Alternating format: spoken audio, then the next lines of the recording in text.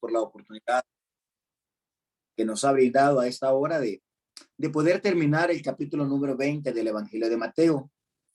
La semana pasada estuvimos viendo la parábola que comienza el capítulo 20 de los obreros de la viña, donde hubo una premiación o un pago a cada uno de ellos de la misma manera, independientemente de el tiempo que pasaron trabajando.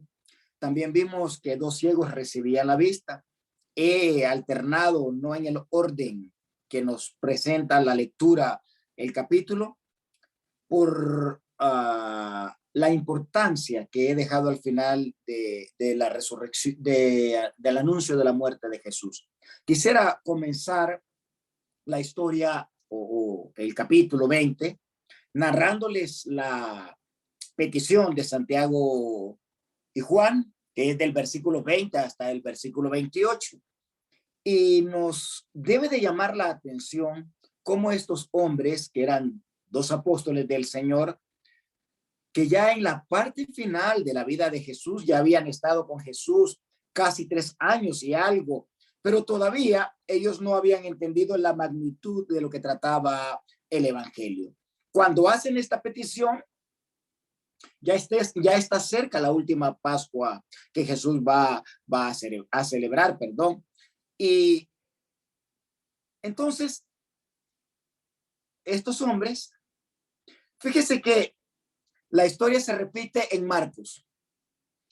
Y en el Evangelio de Marcos nos dice que la petición la hicieron ellos.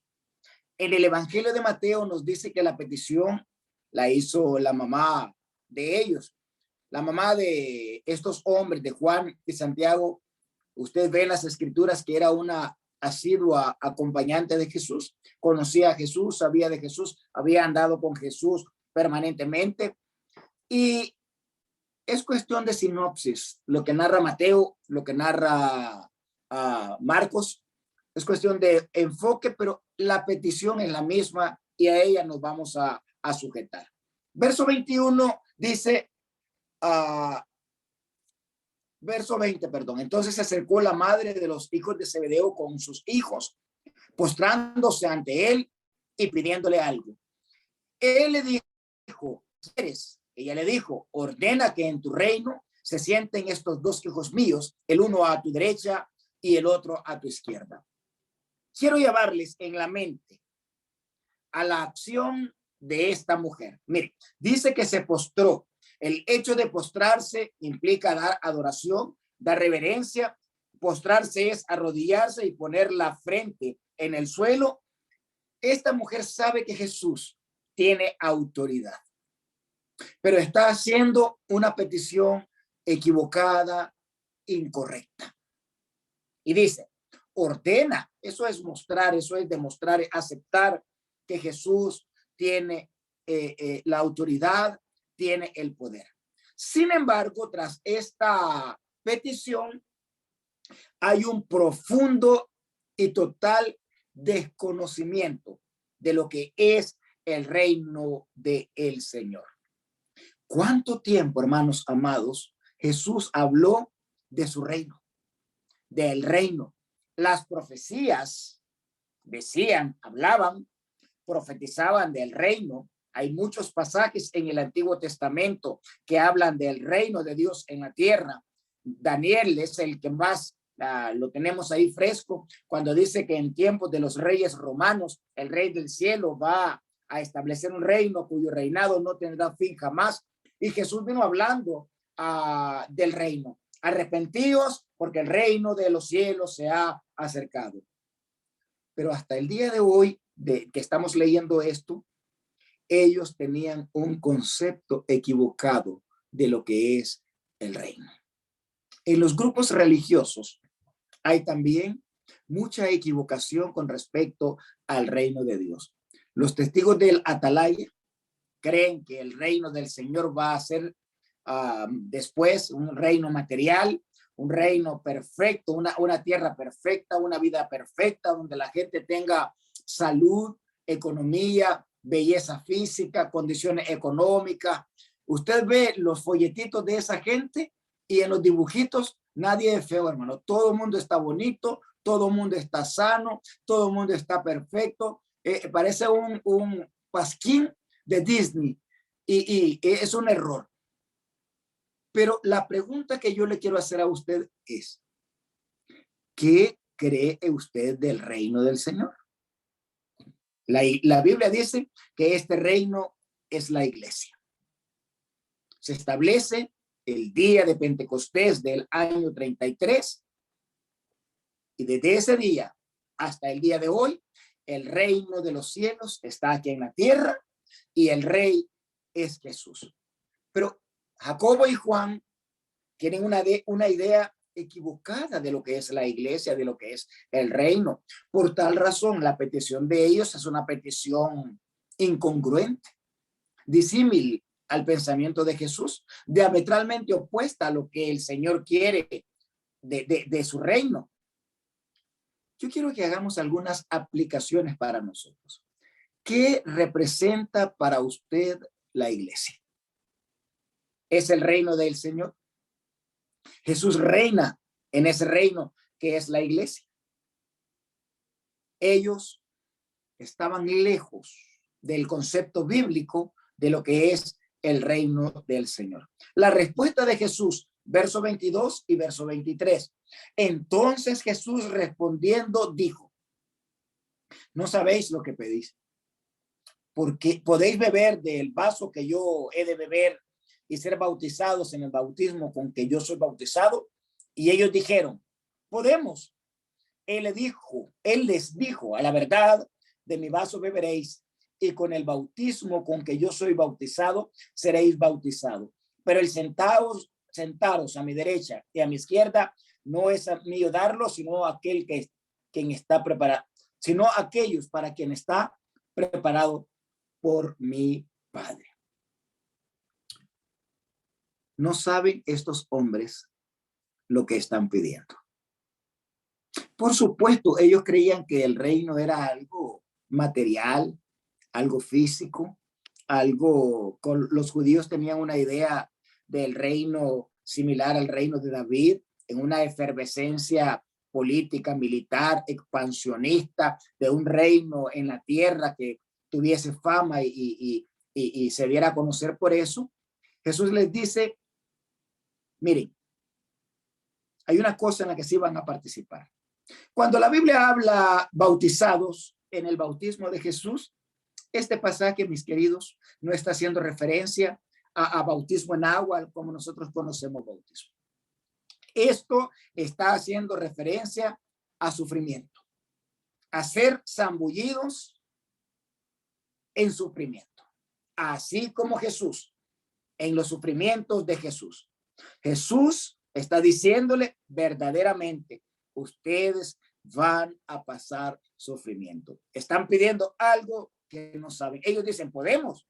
Y si usted lee el libro de los Hechos en el capítulo 11, no vaya porque ahí nos narra que ahí Santiago tomó del vaso, tomó de la copa que Jesús había tomado, del sufrimiento de Jesús. Jesús dice, eso le está dado solo a mi Padre. Él sabe a quién se lo va a dar. Es decir, Jesús muestra una sumisión completa al Padre. Él está sujeto aquí en la tierra. Hermanos, miren, quiero decirles algo más. Vean la reacción de los otros apóstoles, los otros 10, en el versículo 24. Cuando los 10 oyeron esto, se enojaron con los dos hermanos.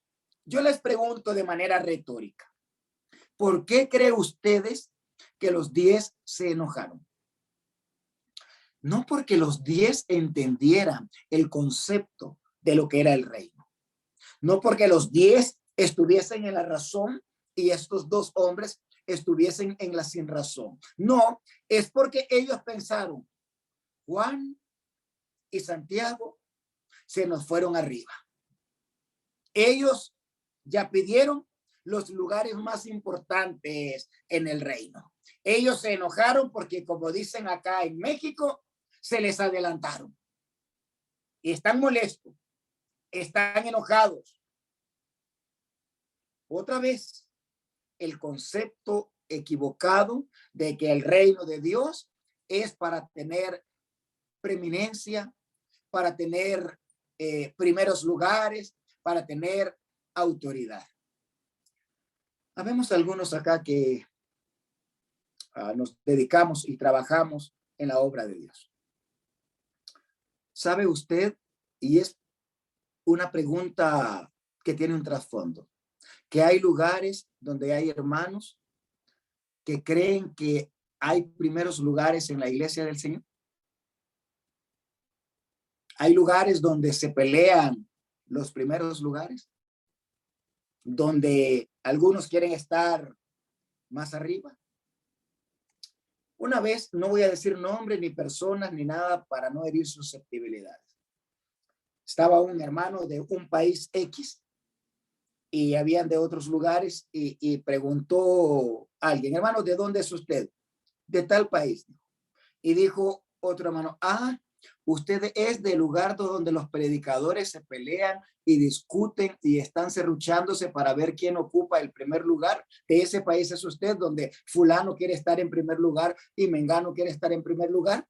Y dije yo, ¿qué fama pudiera llegar a tener uno, estar en un lugar o ser de un lugar o tener la idea equivocada de que uno quiere ser el que ocupe el primer lugar? Entre nosotros los creyentes, esa idea no debe de existir.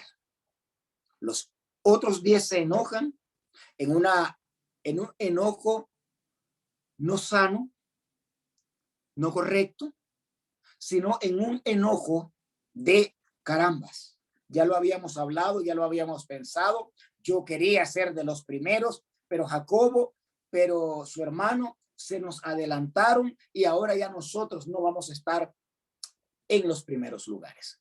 Es ahí donde magistralmente Jesús entra a dar la aclaración correspondiente. Verso 24.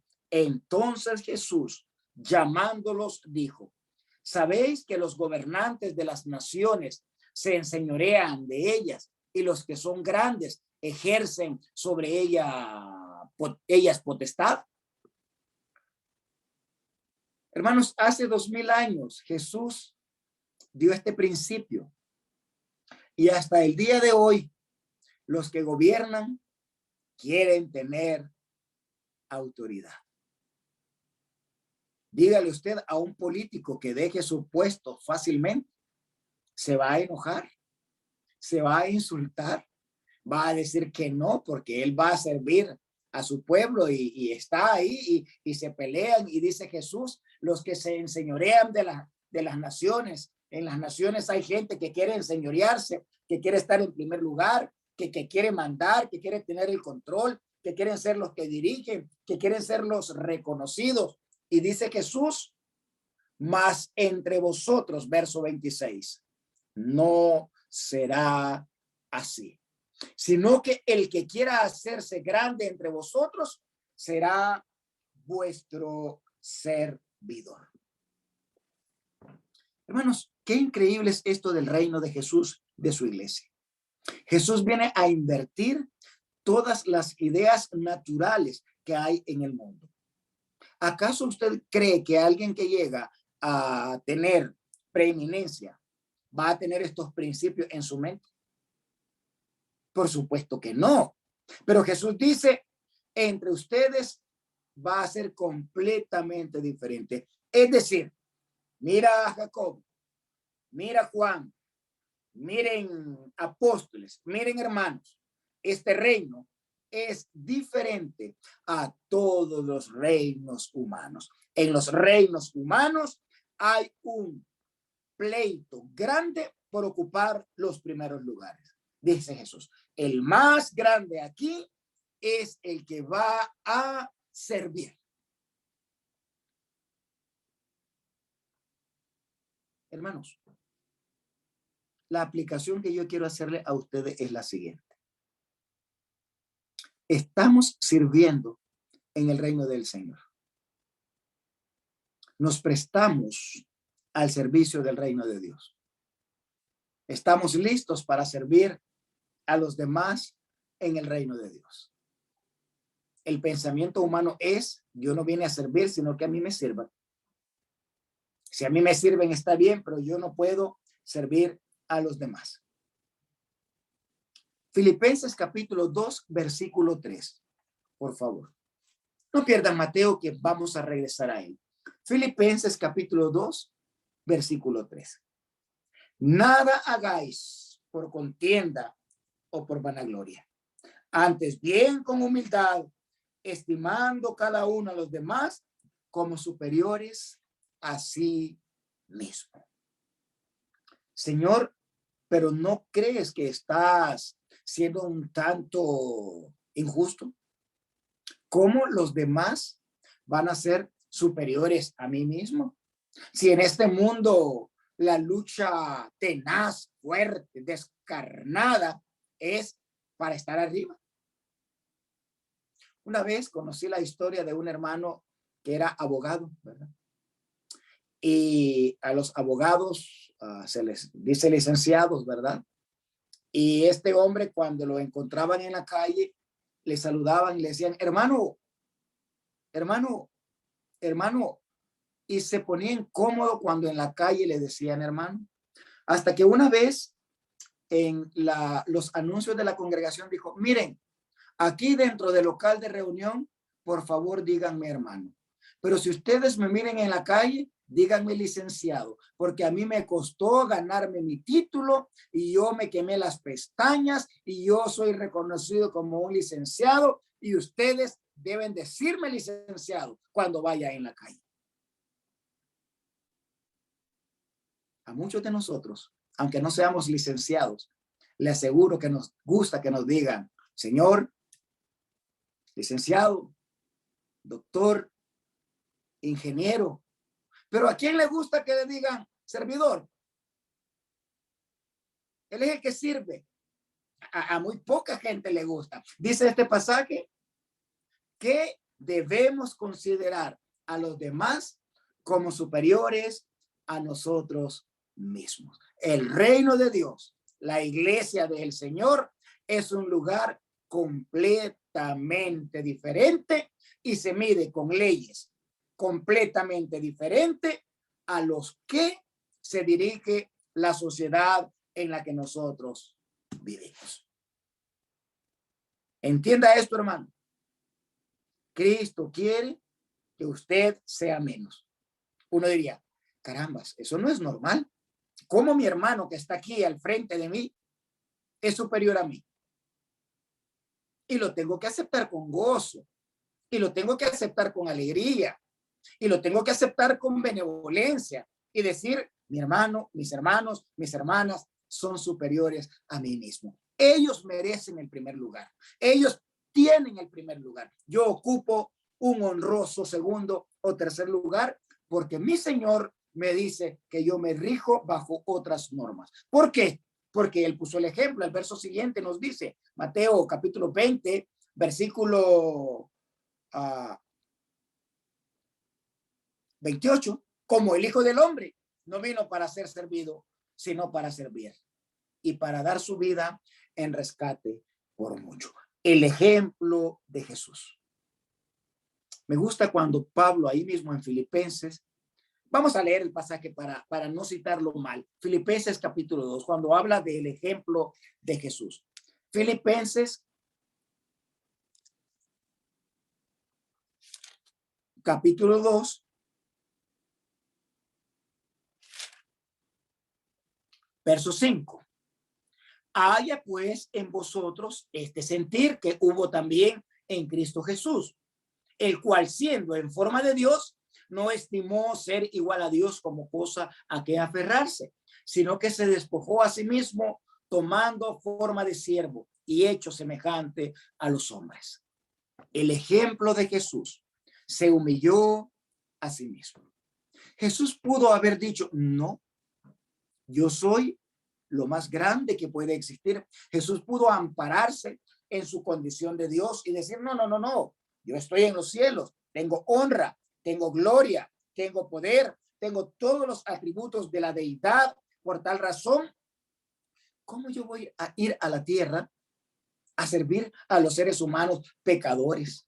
impúdicos, gente que no es buena. ¿Cómo voy a ir yo? Dice el pasaje, dice el Espíritu Santo, dice el apóstol Pablo, haya en nosotros, en usted, en cada uno de nosotros, perdón, el sentir de Jesús, el sentir de servicio, el sentir de servir a los demás. Cuando yo me hice cristiano, me hice miembro de la iglesia en un lugar donde habían errores en cuanto a la obra de la iglesia. Era una iglesia, es hasta el día de hoy, pienso, una iglesia muy grande, como 400 miembros más o menos. Y una vez cada 6 meses hacíamos una limpieza general del local de reunión, una limpieza muy profunda. Y cuando íbamos a limpiar, íbamos muchos a limpiar. Y el predicador, entre comillas, voy a ponerlo ahí, llegaba a supervisar, muy limpio, muy pulcro, muy bien vestido, y él llegaba a supervisar. Una vez alguien le dijo, hermano, tome su escoba, tome su trapo, tome su trapeador y póngase a limpiar. Y este hombre dijo, espérense, ¿cómo ustedes me van a decir a mí que yo voy a limpiar si yo soy el predicador de esta congregación? Si yo soy el que aquí dirijo esta congregación, ustedes están equivocados. Ustedes tienen que limpiar. Yo no tengo que limpiar. Y se acomodó su cuello y dijo, porque yo soy el predicador. Nada tan lejos de Jesús. Jesús dice que haya en nosotros el sentir que hubo en él de servir. Quiero hacer aplicaciones para nosotros. Dios está buscando gente que sirva. Que le sirva a él, que le sirva a los hermanos, que le sirva al prójimo. Gente que esté presente en el servicio a los demás. ¿Saben que los cristianos del primer siglo se caracterizaban por su servicio? Cuando se dio una peste en Jerusalén, de las varias que se dieron, una peste muy fea, la gente sacaba a sus familiares infectados y los iba a tirar a la calle, porque ellos no se querían contagiar. Los únicos que iban y atendían a estas personas enfermas sobre riesgo de contagiarse eran los cristianos. Los cristianos llevaban agua, llevaban comida, llevaban consuelo, llevaban medicina y servían a los demás. Tan es así que el emperador Constantino dijo, oye, yo quiero gente como esa en mi reino, gente que se sirva los unos a los otros, gente que, ¿y por qué hacen eso? Y les dicen sus asesores, es que ellos son cristianos y la manera de vivir de los cristianos es sirviéndose los unos a los otros. ¿Sirve usted? No estoy hablando de servir en cuanto a si yo sirvo para, sino estoy sirviendo yo, estoy poniendo mi servicio a los demás, porque si tengo la mentalidad de Santiago y de Juan, de que me sirvan, de ocupar los primeros lugares, de estar en prominencia, de yo no servir, sino que me sirvan a mí, quiero decirle que estamos en el lugar equivocado, porque el reino de Dios es para servir. Si ustedes se acuerdan en la última cena o el establecimiento de la cena del Señor, lo narran los 4 evangelios, o los 4 libros del evangelio. Pero en el evangelio de Juan hay un detalle que en los otros evangelios no saben, cuando están celebrando la Pascua. Y es que Jesús toma una pana, un lebrillo, un utensilio con agua, se ciñe una toalla y va y comienza a lavarle los pies a los apóstoles. Ahí está. Uno diría, espérate, eso es un servicio que lo hacían los esclavos. Aquel que limpiaba los pies de una persona cuando llegaba a la casa era el último escalón social en la casa. Era el sirviente, el esclavo, el que estaba destinado para hacer las funciones más viles, más cochinas, diríamos nosotros, en una casa. Ese lo hacía. Si alguien de cierta posición se miraba lavándole los pies a otro, no, yo no soy esclavo. Yo no puedo hacer eso. Eso lo hacen los esclavos. Eso lo hacen los demás. Jesús toma los pies de los apóstoles y comienza a lavarlos. Qué ejemplo más grande. Y dice el pasaje, porque el Hijo del Hombre no vino para ser servido. Las pocas veces que se nota que Jesús es asistido en servicio, se la dan los ángeles, ¿se recuerdan? Y vinieron los ángeles y le sirvieron. Jesús generalmente no estaba para ser servido.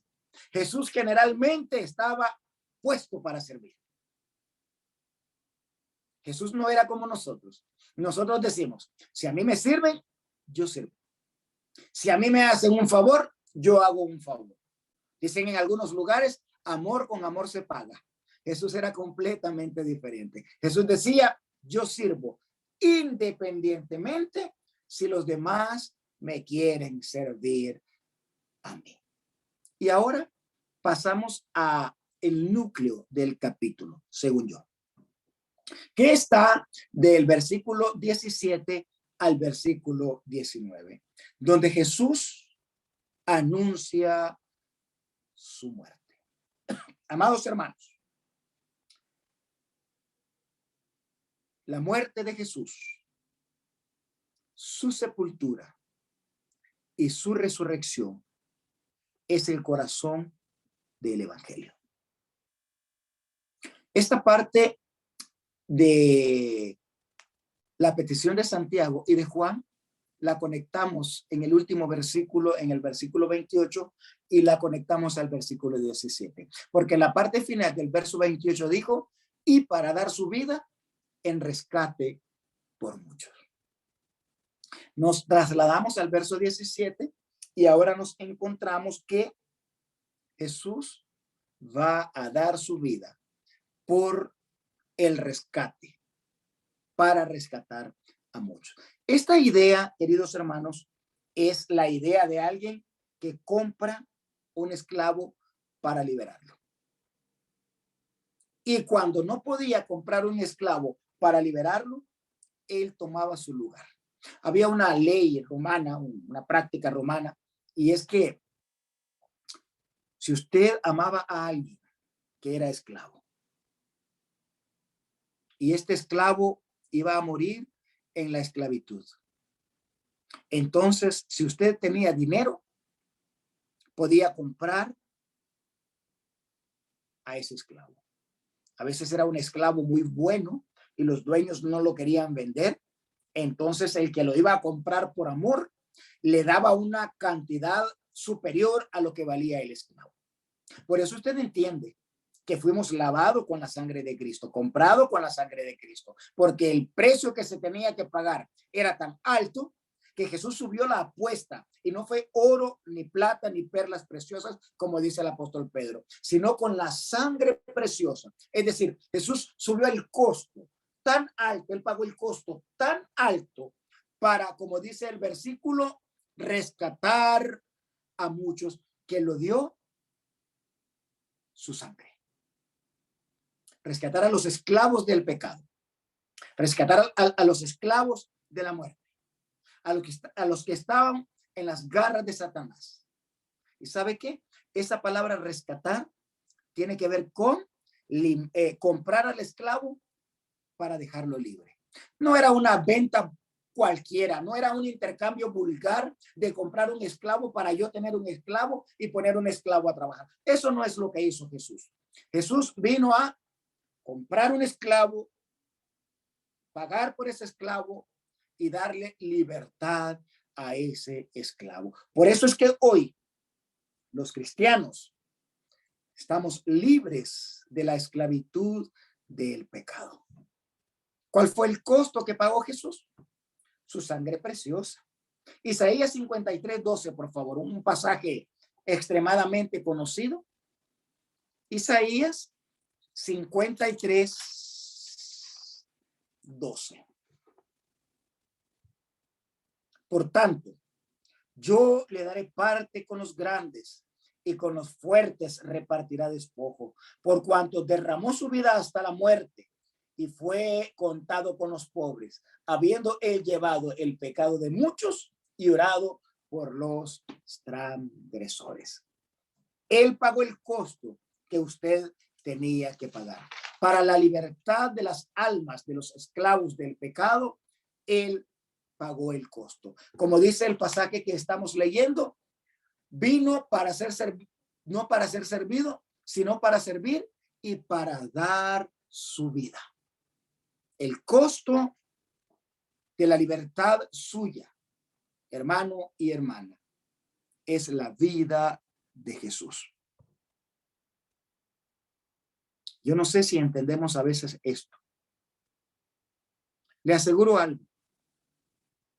La esclavitud es uno de los sistemas de gobierno más injustos y más crueles que existían o han existido en la historia de la humanidad. Un esclavo era una cosa. De ahí viene la palabra res, de latín cosa. Una res como una vaca, como una cosa, sin derecho, sin beneficio, sin derechos humanos, sin nada que se le parezca. El amo podía hacer de él lo que quisiera, matarlo en un arrebato de enojo y no había ley. El esclavo era explotado, era una persona que estaba siempre cansada de tanto trabajar. Era una persona que estaba siempre herida porque se hería y como no le daban tiempo de curarse, porque era un esclavo que producía, siempre estaba herido. Siempre estaba flaco porque es de los que menos comida recibía. Habían sus excepciones, pero generalmente ese era un esclavo. ¿No le recuerda nuestra condición sin Cristo? Ahora, cuando un esclavo era libre, era liberto, y usted le preguntaba si quería volver a ser esclavo, ¿sabe que le decía? Primero muerto. Nunca más quiero yo volver a ser esclavo. Pero habían requisitos para alguien que se le daba la libertad. Y es que si este hombre, yo no sé si ustedes han oído, yo pienso que sí, cuando sueltan algunas personas en varias partes y les dice, usted va a estar libre, pero bajo libertad condicional. ¿Recuerdan? Eso era algo romano, hermano, las leyes romanas. Se libertaba a un esclavo, pero con libertad condicional. Si este hombre cometía ciertos tipos de crímenes, volvía a ser esclavo. Por tal razón, esta persona andaba derechamente. ¿Y por qué a veces algunos cristianos queremos regresar a la esclavitud del pecado? Posiblemente porque no se ha valorado el costo que se pagó para limpiarnos de nuestros pecados. Jesús dice ahora, vamos otra vez, Mateo capítulo 20. Subiendo Jesús a Jerusalén, tomó a sus 12 discípulos aparte en el camino y les dijo, he aquí subimos a Jerusalén y el Hijo del Hombre será entregado a los principales sacerdotes, a los escribas y lo condenarán a muerte. Jericó está más o menos ahí cerca del río Jordán, Galilea. Jerusalén está en la parte alta, es un cerro, una montaña, está en altiplano. Y dice Jesús, vamos a subir a Jerusalén. ¿Por qué? Porque en Jerusalén y las profecías decían que ahí se iba a dar la coronación del rey, ahí se iba a dar el Mesías, ahí se iba a establecer el nuevo pueblo de Dios y en Jerusalén se iba a celebrar la Pascua. Está cerca de celebrarse la Pascua. Jesús precisamente va a Jerusalén porque ya está cerca la celebración de la Pascua. Y notan cómo Jesús hace una unión para que su muerte, para que su sacrificio venga a sustituir a la Pascua judía. Éxodo 12, no lo busque, dice que la Pascua era una recordatoria, una remembranza de la salida de la esclavitud de Egipto, cuando las familias mataban un cordero asado y lo comían con hierbas amargas y lo comían puestos de pie, como que iban para el camino, preparados para marchar, recordando que ellos salieron de la esclavitud de Egipto. Aquí la aplicación es que Jesús, el Cordero, la Pascua nueva, la nueva Pascua, iba a establecer un nuevo pacto, iba a cambiar el pacto antiguo y ahora iba a ser la Pascua cristiana. Jesús hoy es nuestra Pascua. Él va a ser entregado, dice ahí en el versículo que leímos 18, será entregado, está hablando de su muerte. Le escarnecerán, le azotarán, le herirán, le golpearán, le abofetearán, se burlarán de él y le crucificarán. Qué sufrimiento, mis amados hermanos, el saber lo que iba a pasar Jesús. Por eso cuando él va al huerto de la prensa de aceite de oliva allá en Getsemaní, dice que de su frente corrían como gotas de sangre. Entró en un estrés tan fuerte el Señor porque lo que él iba a pasar fue algo espantoso.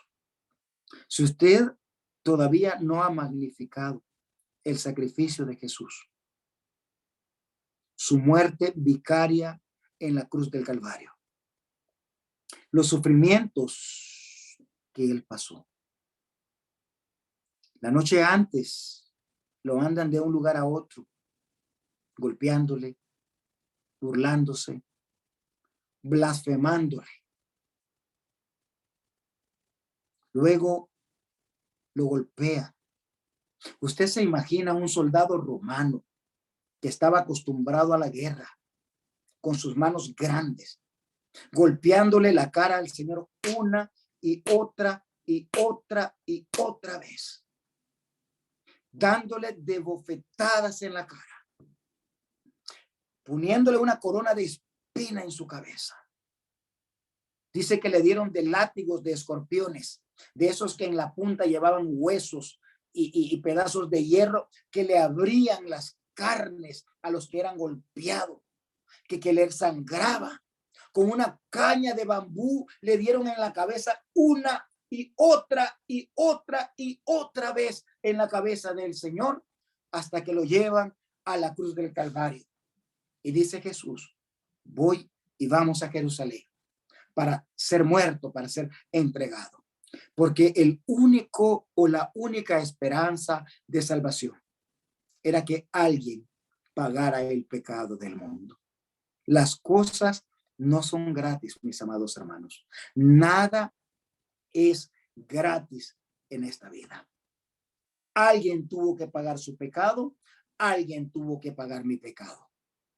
Y lo pagó nuestro Señor Jesucristo. Y le crucificaron y le subieron en una cruz y lo pusieron allá en el lugar de la calavera. Este tipo de muerte era de las muertes más horribles que podían existir en la historia. Y la sufrió mi Señor, y la sufrió su Señor para rescate de muchos, para salvación de muchos. Pero ¿qué pasa? A veces nosotros los creyentes no valoramos esto, mis amados hermanos. Y pasa lo que dice Hebreos capítulo 10, por favor.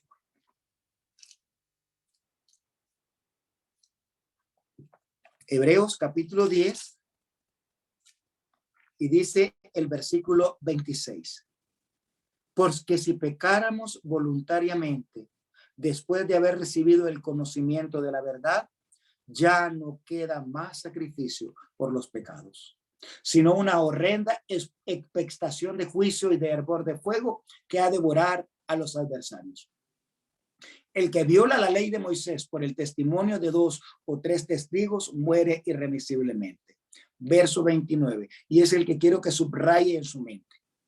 ¿Cuánto mayor castigo pensáis que merecerá el que pisoteare al Hijo de Dios y tuviere por inmunda la sangre del pacto en la cual fue santificado e hiciera afrenta al Espíritu de gracia? Hay cristianos que tiramos el sacrificio de Jesús al suelo y lo pisoteamos y lo denigramos y no le valoramos y se nos olvida el precio que pagó nuestro Señor en la cruz del Calvario.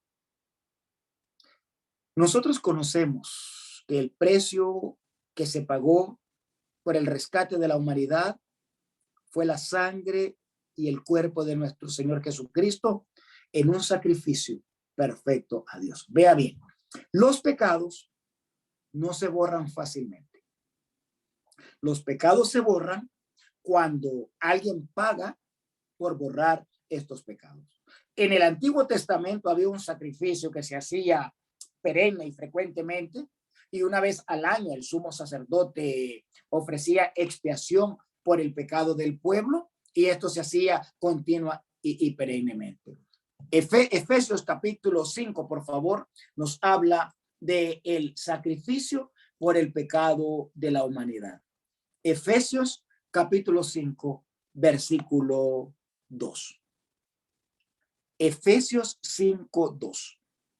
Y andad en amor, como también Cristo nos amó y se entregó a sí mismo por nosotros, ofrenda y sacrificio a Dios en olor fragante. Miren el contraste, por favor. ¿Qué estaban viendo los hombres aquel día, aquel viernes, que mataron a Jesús y le crucificaron? Estaban viendo a alguien que estaba muriendo como un malhechor, que estaba viendo los escribas, los fariseos, los principales sacerdotes del verso 18. Estaban viendo cómo moría alguien.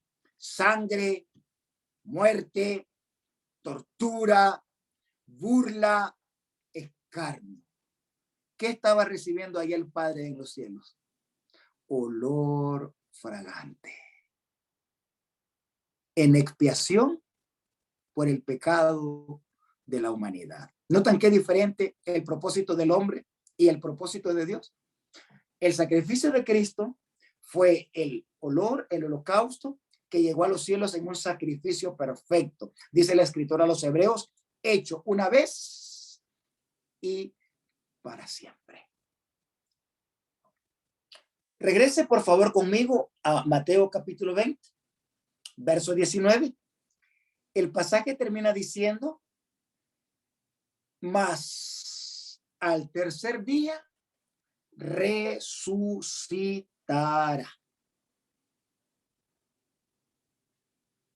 Hermanos, la resurrección de Cristo es el corazón de nuestra fe. Fíjese bien, su muerte es importante, importantísima. Su sepultura es importantísima, pero su resurrección es primordial. Si Jesús nada más hubiese muerto y nada más hubiese sido sepultado, sería una muerte más, nada más. Alguien que murió y alguien que fue enterrado. Pero su resurrección es el corazón del evangelio. Quiero leer con ustedes algunos pasajes. Quiero comenzar en Romanos capítulo 1, versículo 4. Romanos capítulo 1, versículo 4. Leemos, reitero, Romanos 1, 4. Que fue declarado hijo de Dios con poder, según el Espíritu de Santidad, por la resurrección de entre los muertos. Fue declarado hijo de Dios con poder por su resurrección. Primera a los Corintios capítulo 15, el pasaje que ustedes ya conocen sobremanera. Primera a los Corintios capítulo 15. Y vamos a leer primeramente el verso 14. Primera a los Corintios 15, 14. Vamos a leer desde el 12. Pero si se predica de Cristo, que resucitó de los muertos, ¿cómo dicen algunos de vosotros que no hay resurrección de los muertos? Porque si no hay resurrección de los muertos, tampoco Cristo resucitó. Y si Cristo no resucitó, vana entonces es nuestra predicación, vana es también nuestra fe. Verso 20, mas ahora Cristo ha resucitado de los muertos, primicia de los que duermen es hecho. La resurrección es el corazón del evangelio, la parte importantísima del evangelio. Por eso es, si usted ve al que le toque ya predicar los últimos o el último capítulo de Mateo, va a encontrarse con que en el capítulo 28 dice que en el verso 6, vamos a leerlo, Mateo 28, 6, de manera muy sucinta, muy rápida, dice el pasaje: no está aquí, pues ha resucitado, como dijo, venid, ved el lugar donde fue puesto. Pero en el versículo 13 dice, 28, 13, diciendo: decid vosotros, sus discípulos vinieron de noche y lo hurtaron, estando nosotros dormidos. Y si esto lo oyere el gobernador, nosotros le persuadiremos y os pondremos a salvo. Y ellos, tomando el dinero, hicieron como se les había instruido. Este dicho se ha divulgado entre los judíos hasta el día de hoy. ¿Por qué? Porque dice que los guardias llegaron y decían: no, aquel engañador dijo que iba a resucitar. Y si la gente sabe que resucitó, pues van a creer en él. Por eso, mis amados hermanos, el corazón del evangelio es la resurrección de nuestro Señor Jesucristo, porque es el único que ha muerto, que ha resucitado para ya no morir jamás. Otros murieron y resucitaron, como en el Antiguo Testamento algunos que resucitó Jesús y algunos que resucitaron el día que murió Jesús, cuando los sepulcros se abrieron, pero todos ellos volvieron a morir, menos nuestro Señor Jesucristo. En este mundo, las grandes religiones saben dónde está la tumba de sus líderes. El único que no tiene una tumba y que su tumba quedó vacía el día que él soltó los lazos de la muerte y se levantó de la muerte es nuestro Señor Jesucristo. Y la parte importante de esto es que si él resucitó, nosotros también resucitaremos para estar con él en las mansiones celestiales que él fue a preparar. Hermanos, se nos acabó el tiempo. Lamentablemente el tiempo es muy corto y el tiempo no tiene palabra y corre. Así es que muchas gracias. De manera rápida vimos esto. Que Dios les bendiga mucho. Muy agradecido.